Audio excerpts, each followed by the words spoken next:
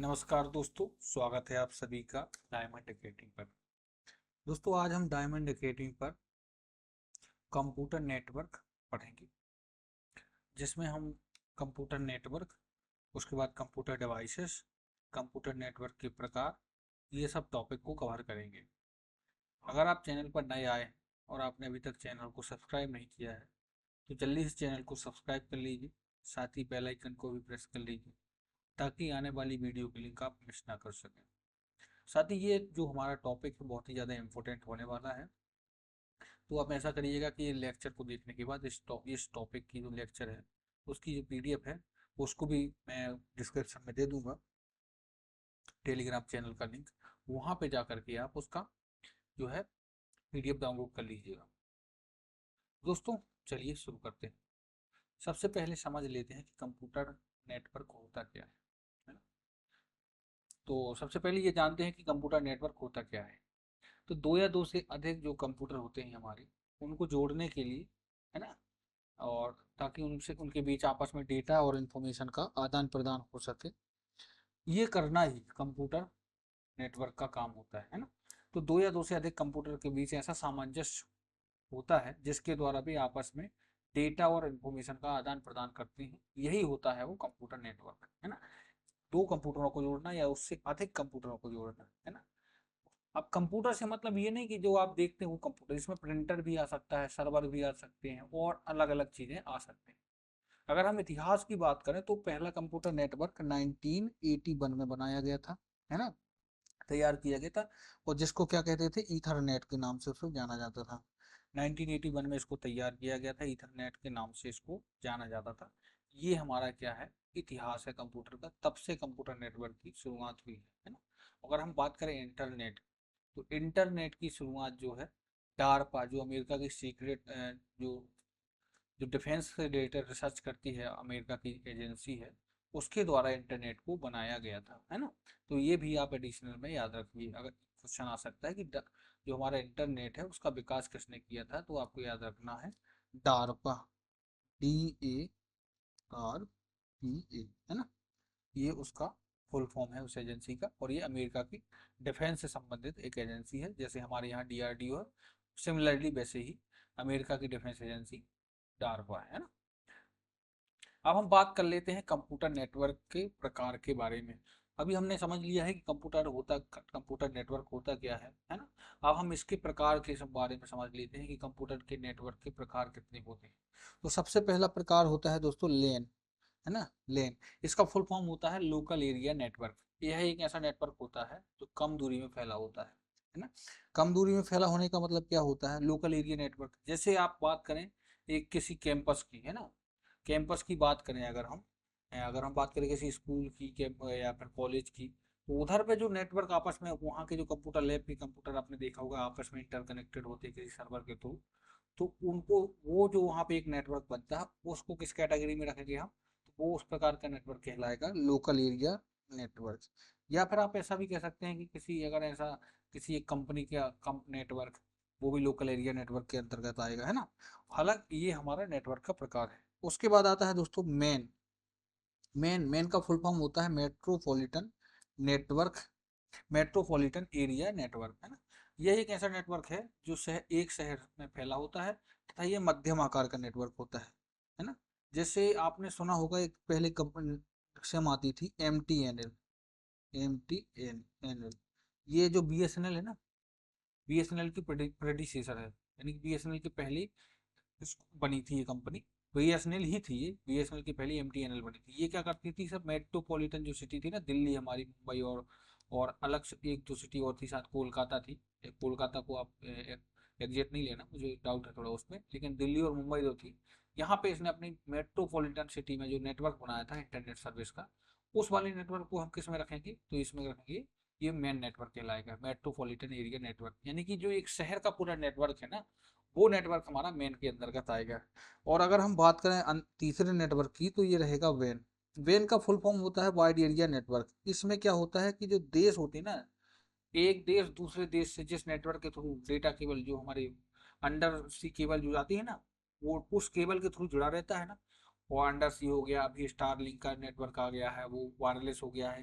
तो इन जो नेटवर्क जो आपस में ये नेटवर्क जुड़े होते हैं इसको क्या कहेंगे, वाइड एरिया नेटवर्क यानी कि वैन, है ना। आपको इसके फुल फॉर्म जरूर याद रखना है। अभी हाल ही में जो पीपीएससी का एग्जाम हुआ था उसमें ये इसके फुल फॉर्म जब पूछ लिए गए थे, है ना, तो वो जरूर याद रख लीजिएगा। तो उम्मीद करता हूँ आप वैन को समझ गए होंगे। अब चलते हैं आगे और आप समझते हैं हमारा अगला नेटवर्क जो है पेन। पेन का फुल फॉर्म होता है personal area network. Personal area network, आपने ब्लूटूथ का नाम सुना होगा, आई एम श्योर आप सब लोग जानते हैं इसके बारे में। तो ब्लूटूथ क्या है, ब्लूटूथ एक पर्सनल एरिया नेटवर्क ही है, यानी यह एक ऐसा नेटवर्क है जो बहुत कम दूरी के लिए तक फैला होता है ना। जैसे किसी संस्था या व्यक्ति के अधिकार क्षेत्र के अंदर के नेटवर्क को पेन कहते हैं। इसका उदाहरण है ब्लूटूथ। जैसा मैं आपको बता चुका हूँ कि ब्लूटूथ एक सबसे अच्छा उदाहरण है पर्सनल एरिया नेटवर्क का। इसके अलावा और क्या हो सकता है, इसके अलावा दोस्तों आपका हॉटस्पॉट, हॉटस्पॉट भी एक पर्सनल एरिया नेटवर्क के अंतर्गत आता है ना। तो उसको भी आप कह सकते हैं। उसके अलावा क्या हो सकता है, उसके अलावा आप वाईफाई को भी रख सकते हैं पर्सनल एरिया नेटवर्क, जो आपका बहुत कम दूरी पर कार्य करता है ना। तो ये तो हमारे थे क्या थे कंप्यूटर नेटवर्क के प्रकार। इसके अलावा भी कुछ प्रकार होते हैं अन्य नेटवर्क के प्रकार, है ना।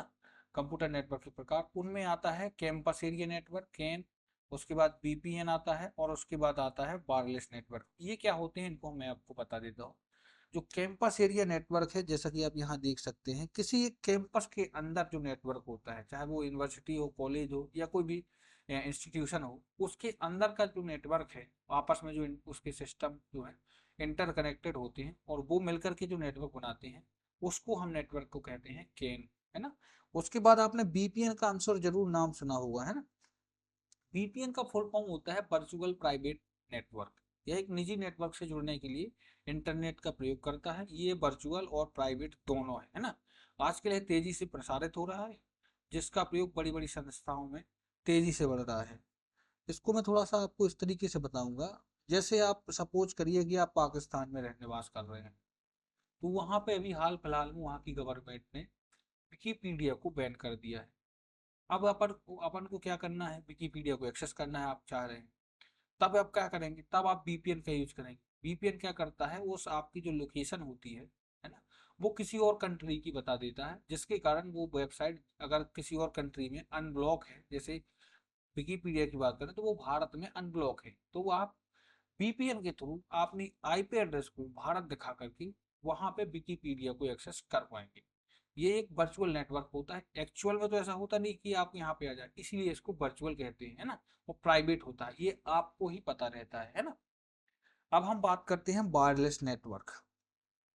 वायरलेस नेटवर्क क्या होता है, वायरलेस तकनीक का प्रयोग करके किसी भौगोलिक क्षेत्र में स्थापित नेटवर्क को वायरलेस नेटवर्क कहते हैं, है ना।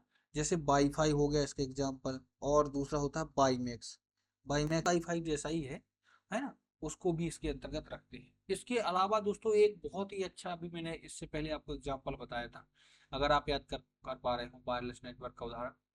जी हाँ, आप सही सोच रहे हैं। एक तो होता है सैटेलाइट कम्युनिकेशन, और उसी के अंतर्गत सैटेलाइट कम्युनिकेशन के अंतर्गत एक और नेटवर्क आता है जिसको हम स्टारलिंक के नाम से जानते हैं।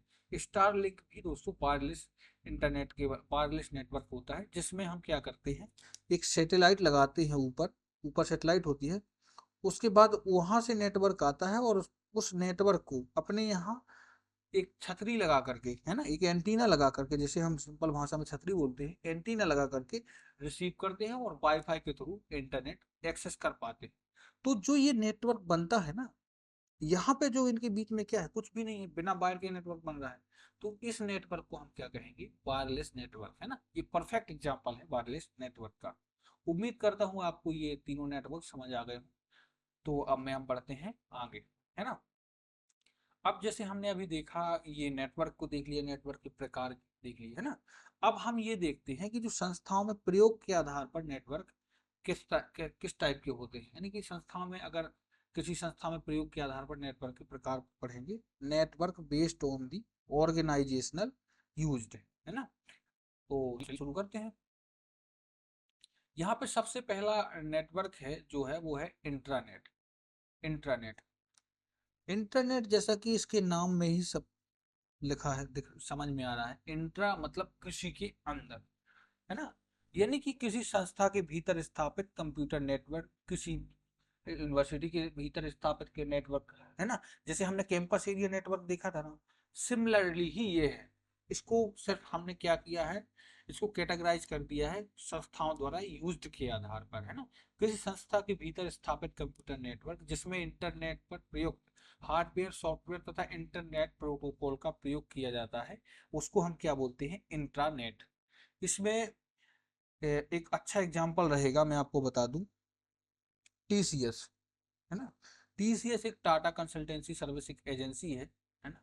इसमें ये क्या करती है, इसके जो एम्प्लॉय होते हैं ना सारे, ये आपस में उनको कनेक्ट करने के लिए एक नेटवर्क बनाती है ना।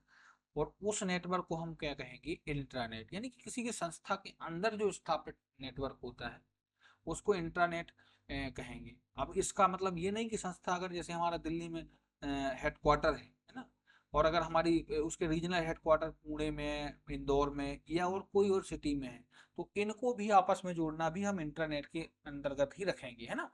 तो किसी संस्था के भीतर, है ना, इसको ऐसे नहीं कि अगर संस्था चेंज हो जाती है तब हमारा वो उसका डेफिनेशन चेंज हो जाता है ना। जैसे उसके लिए हम आता है एक नेक्स्ट हमारा नेक्स्ट प्रकार का नेटवर्क, उसको हम बोलते हैं एक्स्ट्रा नेट। एक्स्ट्रा नेट कुछ नहीं है दोस्तों, अगर हमारा जैसे इंट्रानेट है, इंटरनेट को ही किसी बाहर वाले नेटवर्क या इंटरनेट से हम जोड़ दें तो उसको पूरे कंप्लीट को क्या बोलेंगे, एक्स्ट्रा नेट। यानी किसी संस्था के नियंत्रण में स्थित नेटवर्क जो किसी अन्य नेटवर्क तथा इंटरनेट से भी जुड़ा होता है। यह नेटवर्क से जुड़े उपयोगकर्ताओं को अपने नेटवर्क के सीमित उपयोग का अधिकार देता है।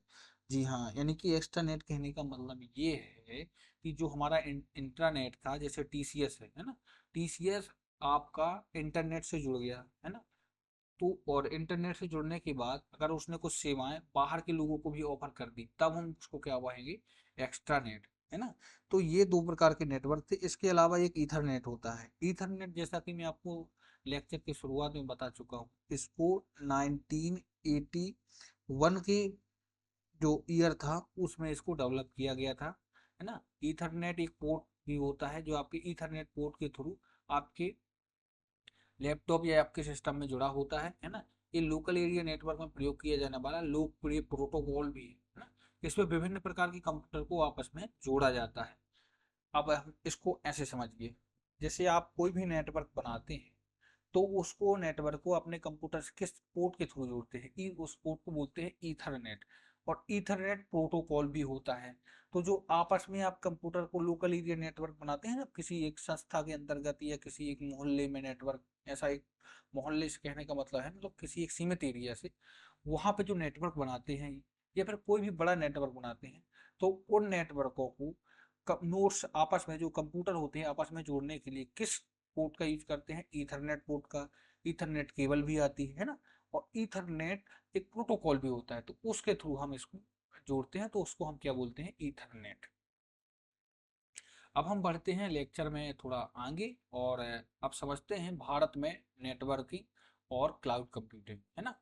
अभी तो हमने ये समझ लिया था कि क्या नेटवर्किंग के प्रकार उनकी संस्थाओं के प्रयोग के आधार पर समझ लिया था। उससे पहले हमने समझा कि नेटवर्क के प्रकार समझ लिए थे, कंप्यूटर नेटवर्क क्या होता है वो समझ लिए थे। अब हम समझ रहे हैं कि भारत में नेटवर्किंग एवं क्लाउड कंप्यूटिंग।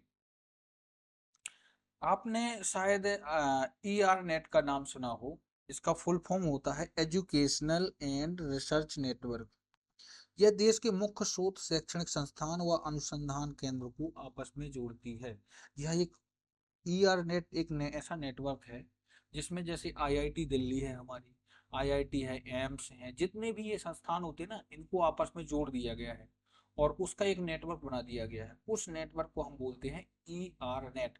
और आपको एडिशनल इन्फॉर्मेशन दे दूं दोस्तों, ये जो ई आर नेट है ये हमारी जो नेबरिंग कंट्री है भूटान, वहां तक ये जो है, भूटान जो है हमारी वहां तक जो फैला हुआ है ना। तो ये आपको याद रखना है एडिशनल फैक्ट के अंतर्गत। तो ये जो हमारा ई आर नेट है इसका फुल फॉर्म होता है एजुकेशन एंड रिसर्च नेटवर्क। यानी जैसा कि नाम से ही पता चलता है, जितने भी हमारे रिसर्च सेंटर हैं या लेबोरेटरी हैं देश के अंतर्गत, ये बड़े बड़े एजुकेशन सेंटर हैं, उनको आपस में जोड़ के नेटवर्क बना है, वो हमारा ई आर नेट है। उसके बाद हम आते हैं क्लाउड कंप्यूटिंग में। क्लाउड कंप्यूटिंग क्या होती है? यह इंटरनेट आधारित एक प्रक्रिया है जिसमें यूजर को अपने क्लाउड के संपूर्ण सिस्टम को एक्सेस करने के लिए एक ब्रॉडबैंड माध्यम से सर्वर से जुड़ना होता है। अभी आप इसको अगर समझ पाए होंगे तो ठीक है, नहीं तो मैं इसको सिंपल तरीके से ऐसे बता दूं। क्लाउड कंप्यूटिंग कुछ नहीं होता दोस्तों, एक सर्वर होता है ना, जो बहुत ज़्यादा हाई पावर का होता है। इसमें कुछ सेवाएं होती हैं, कुछ सॉफ्टवेयर या कुछ चीज़ें जिस डाउनलोड होती हैं, है ना। अब उसका यूज आप करना चाह रहे हैं। अब अपन जैसे हम बात करें कैनवा का, कैनवा एक बेस्ट एग्जांपल है क्लाउड कंप्यूटिंग का। क्लाउड कंप्यूटिंग में क्या हो रहा है यहाँ पे कैनवा में, कि कैनवा जो रहता है उसका जो मेन सर्वर पे स्टोर रहता है, उसको हम इंटरनेट के थ्रू अपने जो है मोबाइल में यूज कर पाते हैं, है ना, या अपने लैपटॉप में यूज कर पाते हैं। तो इसको हम क्लाउड कंप्यूटिंग के अंतर्गत रखते हैं। लेकिन आपने दोस्तों इसको क्लाउड कंप्यूटिंग को इस तरीके से तो नहीं देखा होगा। आपने क्लाउड कंप्यूटिंग का नाम दूसरे तरीके से सुना होगा। इसका सबसे ज़्यादा यूज किस लिए कर रहे हैं लोग? स्टोरेज के लिए। जी हाँ। अगर आपको, जैसे आपने गूगल ड्राइव का नाम सुना होगा, है ना, उसमें 15 GB का आपको स्टोरेज मिलता है। इसका ये सबसे ज़्यादा यूज हो रहा है ड्राइव के थ्रू, ड्राइव के लिए। यानी कि आप अपने जो एक कोई फाइल है, कोई सॉफ्टवेयर है, कोई डेटा है, उसको आप क्या कहाँ पे क्लाउड में रख देते हैं। क्लाउड कुछ नहीं है, एक सर्वर होता है बहुत बड़ा, जिसकी कैपेसिटी बहुत पावरफुल होती है। और वहाँ पे रख करके आप उस मशीन, पावरफुल मशीन से आप अपनी जो फाइल है उसको एक्सेस कर पाते हैं नेटवर्क के थ्रू, है ना। इसी को ही हम क्लाउड कंप्यूटिंग बोलते हैं। इसके बाद हमारा अगला जो नेटवर्क है वो है नेकनेट। नेकनेट क्या है दोस्तों? ये इसका फुल फॉर्म होता है National Informatics Centre Network. N से होता है नेशनल, आई से होता है इंफॉर्मेटिक्स, सी से होता है सेंटर, और एनईटी से होता है नेटवर्क। जो राष्ट्रीय सूचना विज्ञान केंद्र यानी कि एनआईसी द्वारा स्थापित यह एक उपग्रह पर आधारित राष्ट्रव्यापी कंप्यूटर संचार नेटवर्क है।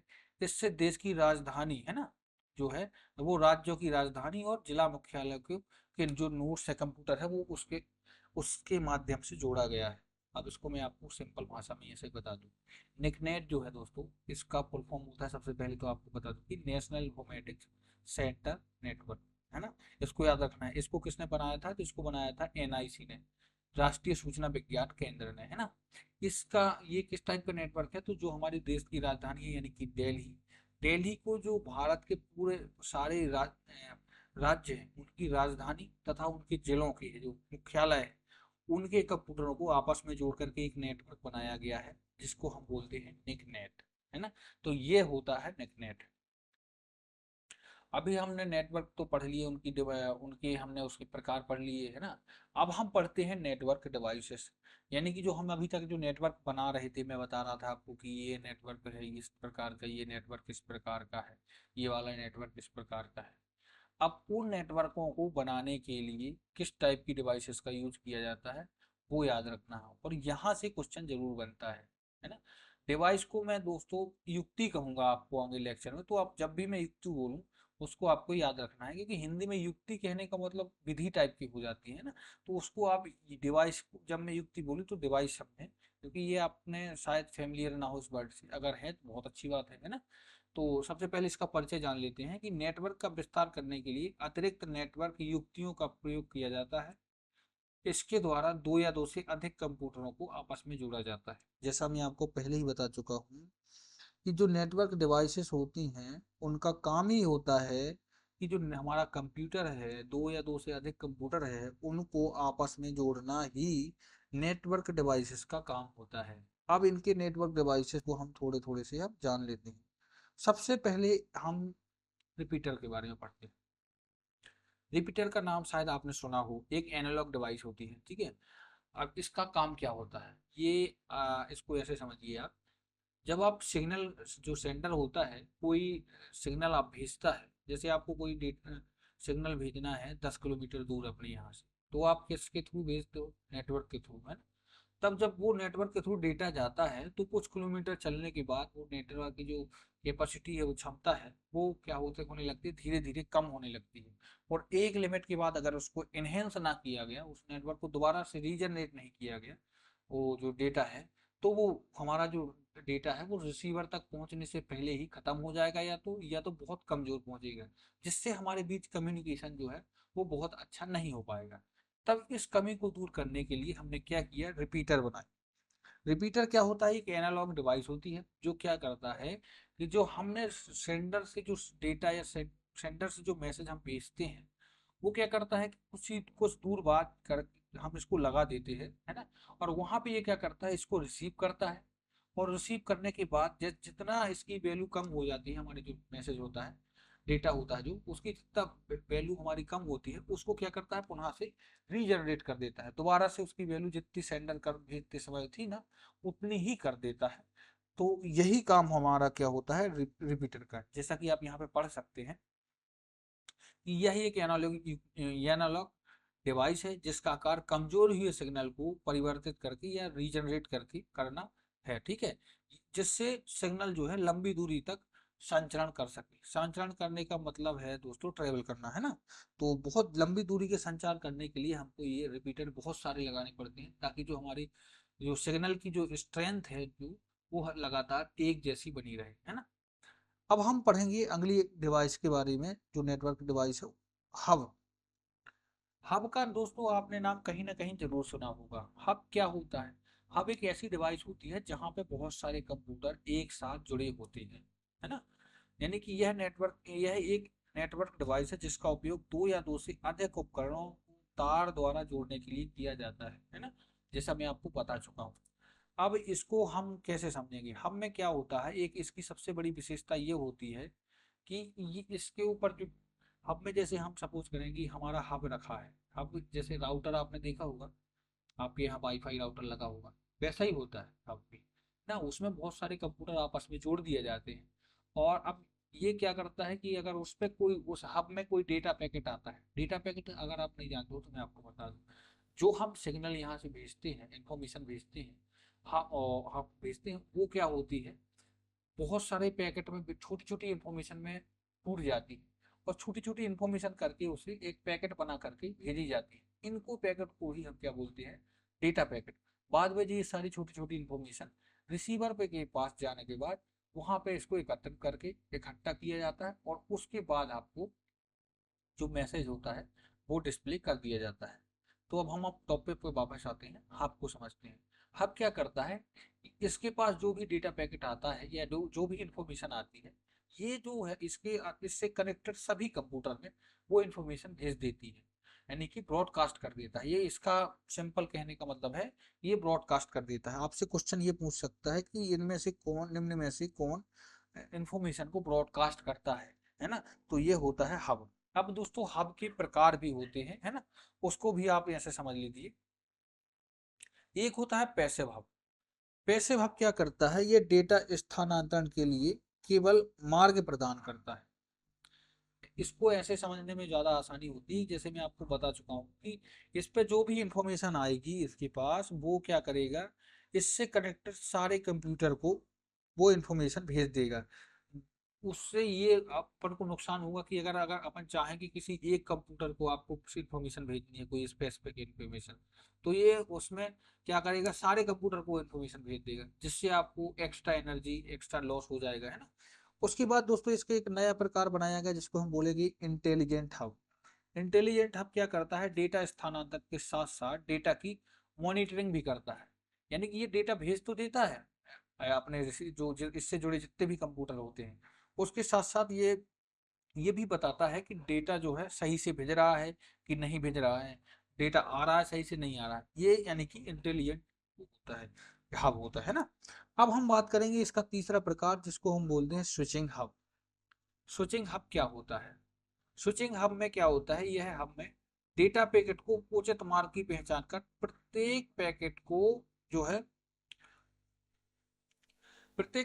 है उचित मार्ग प्रदान करके प्रत्येक पैकेट उचित पते पर भेजता है। इसको ऐसे समझिए, जैसे कोई कंप्यूटर है हमारा, है ना, कंप्यूटर एक जो हब से कनेक्टेड है, और उस हब, वो हब किस टाइप का है, स्विचिंग हब है।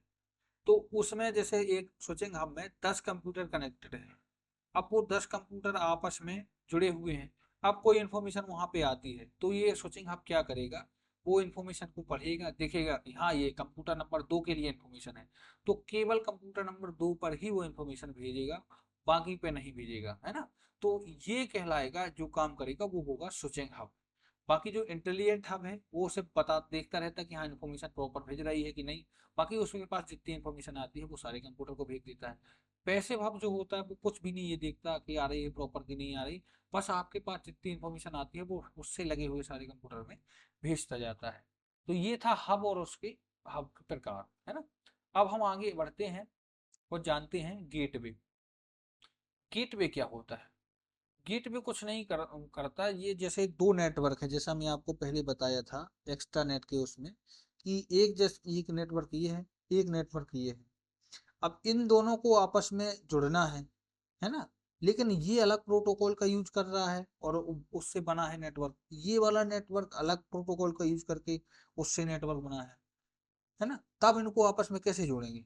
तब यहाँ पे काम आते हैं गेटवे। इनका काम क्या होता है कि ये दो अलग अलग प्रकार के जो नेटवर्क होते हैं जो अलग अलग प्रोटोकॉल का यूज करते हैं, उनको आपस में जोड़ने के लिए ये गेटवे का यूज करते हैं, है ना। कार्यान्वयन किस टाइप का होता है? ये हार्डवेयर हो सकता है, सॉफ्टवेयर हो सकता है, ये दोनों का समन्वय का यूज करके ही बन सकता है ना।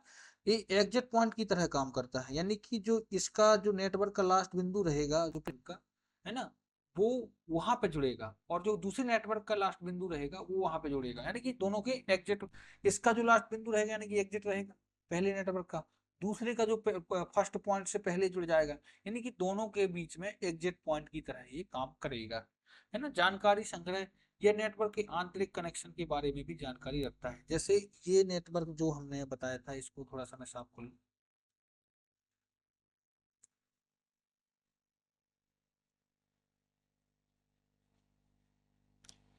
जैसे यहाँ पे एक नेटवर्क ये है ना, और एक नेटवर्क ये है। अब ये नेटवर्क के अंतर्गत किस टाइप का नेटवर्क है, कौन से प्रोटोकॉल है किस टाइप का, और इस नेटवर्क के अंतर्गत किस टाइप का नेटवर्क है, कौन से प्रोटोकॉल है, कितने नोड से कनेक्टेड है, ये सारी इंफॉर्मेशन किसके पास रहती है? ये गेटवे के पास सारी इंफॉर्मेशन रहती है। तो आपको गेटवे क्या याद रखना है? दो चीजें रखना है, एक तो ये कि इसका एग्जिट पॉइंट याद रखना है, और दूसरी चीज इसका याद रखना है कि ये जो है ऐसे नेटवर्कों को आपस में जोड़ता है जो अलग अलग प्रोटोकॉल का यूज कर रहे होते हैं, है ना। दो चीजें आपसे पूछ सकता है ये, और साथ ही साथ ये भी थोड़ा भी अगर याद हो सके कि ये इसके पास जो नेटवर्क जुड़े रहते हैं उसकी सारी इंफॉर्मेशन रहती है। अब हम बढ़ते हैं आगे और समझते हैं अन्य प्रकार की एक नेटवर्क डिवाइस के बारे में जिसका नाम है स्विच। स्विच को, स्विचिंग हब को मैं बता चुका हूं आपको ऑलरेडी, सिम बस वैसा ही है स्विच ही, है ना। स्विच क्या करता है, इसका उपयोग क्या करता है, इन एक यह एक नेटवर्क डिवाइस है, इसका उपयोग एक नेटवर्क बनाने या इंटरनेट तक पहुंच को प्राप्त करने के लिए किया जाता है ना। और दूसरी smart delivery, smart data delivery, इसका उपयोग हब की तरह किया जाता है, लेकिन स्विच हब की तुलना में अधिक स्मार्ट होता है क्योंकि यह डेटा को केवल निर्दिष्ट डिवाइस तक ही भेजता है। अभी नहीं आया होगा समझ में, मैं आपको बता देता हूँ। जैसे हमने अभी स्विचिंग हब पढ़ा था, वो क्या करता था कि उसके पास जो नेटवर्क आता था, वो डेटा आता था, जो भी इंफॉर्मेशन सिग्नल आते थे, वो उसका आईपी एड्रेस देखता था और बोलता था कि हाँ ये 3 नंबर पे जाता है, 3 नंबर वाले सिस्टम के लिए आया है, तो वहीं पर भेजता था। बस वही काम करता है स्विच, है ना।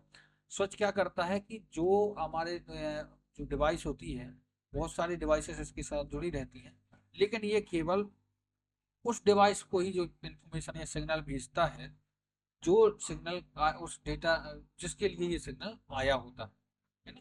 जैसे यहाँ पे हम एग्जांपल से अगर समझें तो ये एक कंप्यूटर ये वाला है, एक कंप्यूटर ये वाला है, एक कंप्यूटर ये वाला है ना। ये तीनों जो कंप्यूटर हैं ये आपस में एक स्विच से जुड़े हुए हैं। अब कोई इंफॉर्मेशन आती है ना, और वो क्या है कि उसको उस पर लिखा है कि हाँ ये 2 नंबर वाले कंप्यूटर के लिए है, तो ये स्विच क्या करेगा, सिर्फ इंफॉर्मेशन को 2 नंबर वाले कंप्यूटर पर ही भेजेगा। बाकी ये जो 3 और ये 4 नंबर के जो कंप्यूटर हैं यहाँ पे वो इंफॉर्मेशन नहीं भेजता था। जबकि जो हमने हब पढ़ा था वो क्या करता था, अगर वो इंफॉर्मेशन इसके लिए भी आई है तो उसको साथ साथ इन पर भी वो इंफॉर्मेशन भेज देता था, जिससे क्या होता था, हमको एक्स्ट्रा बैंडविड्थ का यूज करना पड़ता था और हमारा एक्स्ट्रा एनर्जी का खर्च होता था, है ना। और हमारा जो नेटवर्क था वो स्लो और ज़्यादा बिजी रहने लगता था, जिसके कारण हमने स्विच का आविष्कार किया। अब बढ़ते हैं आगे, अगली राउटिंग, अगली जो हमारी डिवाइसेस है नेटवर्क डिवाइस, उसी बात कर लेते हैं। ये होता है राउटर, है ना। राउटर क्या होता है? यह एक नेटवर्किंग डिवाइस है जो हार्डवेयर या सॉफ्टवेयर या फिर दोनों के मिश्रण से कार्य करती है। यह हब और स्विच से उन्नत तकनीक का उपयोग करती है ना। ये हार्डवेयर और सॉफ्ट और हब और स्विच की तरह दोनों की तरह काम करती है। अब इसका ही उपयोग ज़्यादा लोग करने लगे हैं, राउटर का। जो हमारे वाईफाई राउटर आते हैं उसका वो भी राउटर ही, हम जैसे मैं बता ही रहा हूँ आपको, वो राउटर ही होते हैं, है ना। पहले स्विच आते थे, हब आते थे। हब अब नेटवर्क बनाने के लिए ज़्यादा यूज होते हैं। इंटरनेट सर्फिंग के लिए अब हम राउटर का यूज करने लगे, है ना। इसके मुख्य कार्य की बात करें तो वो ज़्यादा इंपॉर्टेंट हो जाते हैं। इसका मुख्य कार्य है यह नेटवर्क में डेटा को एनालाइज करके पैकेट बनाता है तथा एक स्थान से दूसरे स्थान को भेजता है। कहने का मतलब ये है कि जब जैसे आप मोबाइल में अपनी इंटरनेट चलाते हैं तो आप जो इन्फॉर्मेशन निकाल लेते हैं कहाँ से, सर्वर से, या सर्वर को कुछ इन्फॉर्मेशन भेजते हैं, तो आपकी जो इन्फॉर्मेशन होती है, ये जो पूरी इन्फॉर्मेशन होती है उसको क्या करता है, छोटे छोटे पैकेट में डिवाइड करके, है ना, और फिर भेजता रहता है। तो ये डेटा पैकेट का एनालाइज करके उसको पैकेट बनाता है, एक स्थान से दूसरे स्थान भेजना, यही होता है। नेटवर्क की आवश्यकता अनुसार डेटा पैकेट को फिल्टर भी कर सकता है। यानी कि अगर कभी कभी क्या होता है कि जो हमारा नेटवर्क होता है उसमें कभी कभी क्या होता है कि नेटवर्क अच्छे से स्लो काम कर रहा होता है, अच्छे से काम नहीं कर रहा होता है ना, तो वो पैकेट प्रॉपरली आ नहीं पा रहे होते हैं, है ना, नेटवर्क स्लो होने के कारण। तो क्या करता है ये, उसको फिल्टर भी कर देता है ना। और जो इसका अगला काम है, ये डेटा पैकेट को सबसे छोटे तथा सबसे सटीक मार्ग द्वारा निर्धारित पते पर भेजता है। अब ऐसे समझिए इसको, जैसे ये हमारा डिवाइस नंबर ए है, एक डिवाइस ये है ना, और ये दोनों आपस में जुड़ी हैं, और एक डिवाइस ये है, ये यहाँ से जुड़ी हो और ये यहाँ से जुड़ी है ना। ए है, ये बी है, और ये सी है। सपोज करिए कि आपको इन्फॉर्मेशन जो है सी से ए को भेजनी है ना। तो ये एक सबसे छोटा रास्ता क्या है, ये वाला ए वाला रास्ता सबसे छोटा रास्ता है ना। यहाँ से एक रास्ता ये भी है कि आप ए से जाइए बी को, बी से जाइए सी को, है ना। तो राउटर का काम क्या होता है, वो सबसे छोटा रास्ता देखता है कि हाँ, अगर हमको ये वाला सी डेटा पैकेट भेजना है ए को, तो ये वाले रास्ते से भेजना चाहिए। इस तरीके से ये करता है काम, है ना। राउटर वायर्ड या वायरलेस दोनों प्रकार का हो सकता है। राउटर एवं मॉडेम दोनों का कार्य करता है। राउटर एवं मॉडेम, यह राउटर जो होता है वो राउटर और मॉडेम दोनों का काम करता है। ये वायर और वायरलेस दोनों हो सकता है ना। आपने कभी कभी देखा होगा कि वायर वायर के थ्रू आपका इंटरनेट जो सिस्टम होता है वो राउटर से कनेक्ट होता है, कभी कभी वाईफाई के थ्रू भी हो जाता है। तो ये थे राउटर के काम। अब हम समझेंगे अगला नेटवर्क डिवाइसेस, वो है राउटिंग स्विच। राउटिंग स्विच, ऐसे स्विच जिनमें राउटर जैसी विशेषताएं होती हैं राउटिंग स्विच कहलाती हैं। स्विच क्या होता है, स्विच में क्या करते हैं अपन, एक इन्फॉर्मेशन जो उसमें इंफॉर्मेशन आती है वो केवल एक उस पते पर ही भेजते हैं, तो वो क्या कहलाता है, स्विच कहलाता है। राउटर क्या करता है, पैकेट भी बना देता है, उसको फिल्टर भी कर लेता है ना, वो सब चीजें करता है। तो उस अगर किसी स्विच में राउटर वाली विशेषताएं भी हैं तो उसको हम क्या कहेंगे, राउटिंग स्विच, है ना। यह आने वाली सूचना के पैकेट को पहचान कर उसे भेजे जाने वाले कंप्यूटर का पता लगाता है और सबसे छोटा रास्ता दिखाता है ना।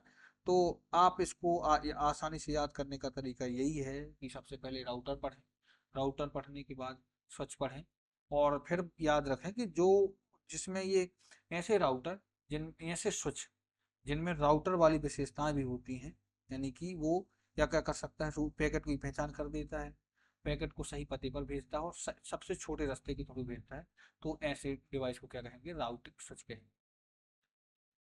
अब हम अपनी अगली जो हमारी डिवाइसेस है, नेटवर्क डिवाइस, वो है ब्रिज।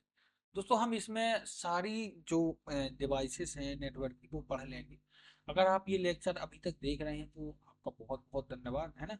और अगर आप ये पूरा लेक्चर देख पाते हैं तो आपके लिए ये मैं आपको गारंटी देता हूँ कि अगर आपसे नेटवर्क का क्वेश्चन आएगा तो वो क्वेश्चन तो आपसे मिस नहीं होगा, है ना। ये मैं अपने गारंटी से कह रहा हूँ, क्योंकि मैंने ये बहुत अच्छी और बहुत मेहनत से पीडीएफ बनाई है। इस पीडीएफ को आप एक बार, ये लेक्चर देखने के बाद पीडीएफ जरूर पढ़ लेना एक बार, है ना।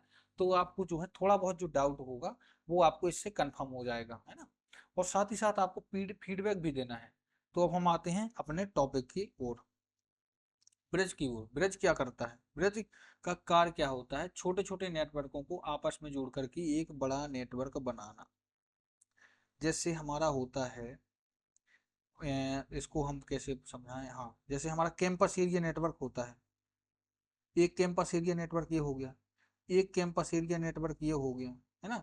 इन दोनों को आपस में जोड़ने के लिए किसका कौन काम करता है, ब्रिज। तब दो नेटवर्कों को आपस में जोड़ने के लिए क्या कौन लगाया जाता है, ब्रिज लगाया जाता है। यह एक बड़े नेटवर्क को छोटे छोटे हिस्सों में बांटने का कार्य भी करता है। वही सेम बात, इतना बड़ा है, यहाँ से कर दो अलग तो अलग हो जाएगा, यहाँ से कर दो।